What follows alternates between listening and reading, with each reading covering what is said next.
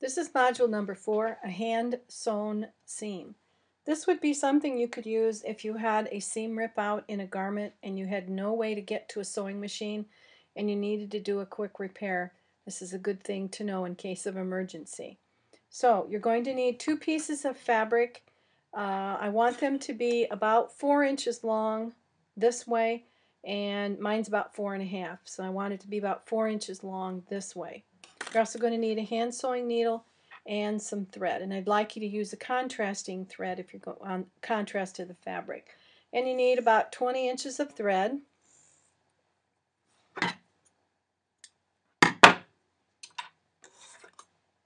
And you're going to thread your needle. And then you're going to bring your 2 tail ends of your thread down together, just like you did for the button. And you're going to put a knot in the end.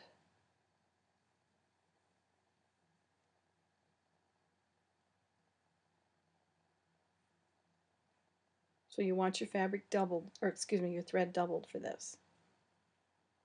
And then I'm going to trim the tail off with my thread. All right.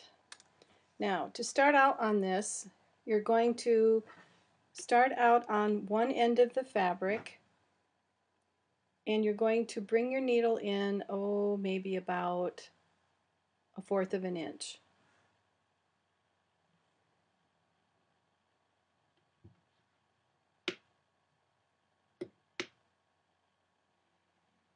I'll bring that focus in a little bit. All right. Going to draw your needle through, and your thread's going to come around, and now you're going to bring your needle down about the same amount of distance from here to here, from here to here. So I'm going to bring my needle forward of where my stitches are at and draw my thread through. So that's my first stitch.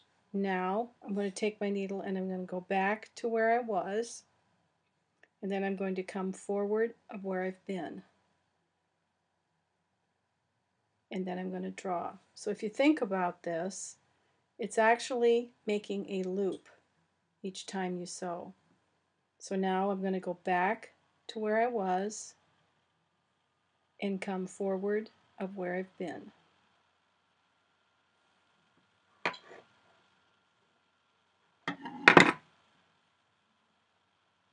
And draw my thread tight. Back to where I was and forward to where I've been.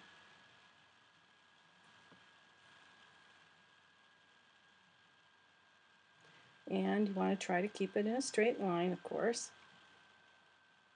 So back to where I was and forward of where I've been. You got to draw kind of slow so that you don't get a knot in your thread.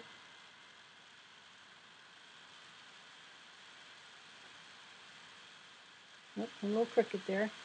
Now I'm going back to where I was and ahead of where I've been. Now, if you have, if it bothers you that the needle, when you push on the needle, you can use a thimble. And that's a little plastic cap that you can put on the end of your finger. I do have a couple of those if that bothers you. So I'm going to go back to where I was and forward to where I've been. I'm just going to keep doing that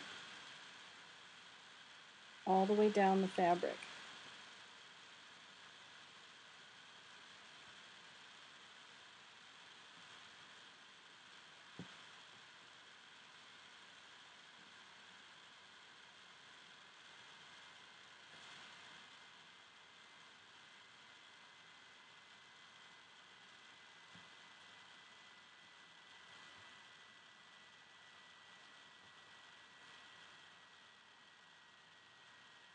So back to where I've been, forward of my last stitch.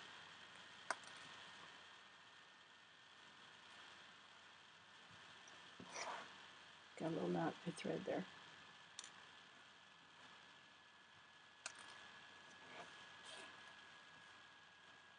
Get a hold of it here.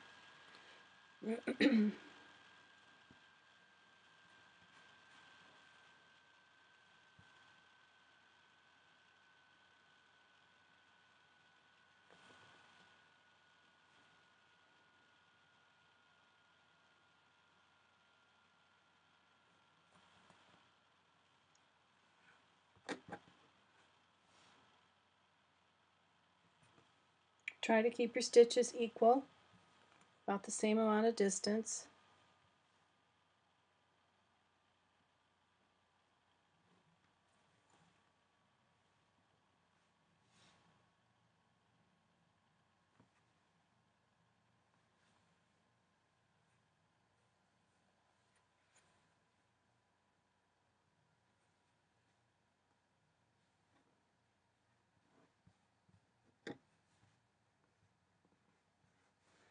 Okay, I'm going to take my last stitch now.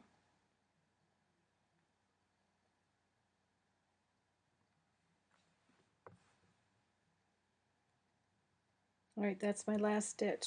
Now what you would do if you were doing this on a real garment is you'd want to make a knot like we've done before. Oops, I missed it. And put your thread through the loop and do that a couple of times to secure it, just like you did on the back of the button. And then you want to cut it off. Now, this is meant to be a temporary fix. It's not something that's supposed to hold forever. But if I take and I open this up and I take a look at it and I actually pull on it, it really does hold pretty well. So if you were in an emergency situation where you couldn't get to a sewing machine, this would definitely hold the seam together until you could get it repaired. And when I grade it, I want to be able to pull it like that and not have it come apart. And if you use regular thread that isn't contrast, it isn't really going to hardly show. So that's how you do a sewn seam in emergency.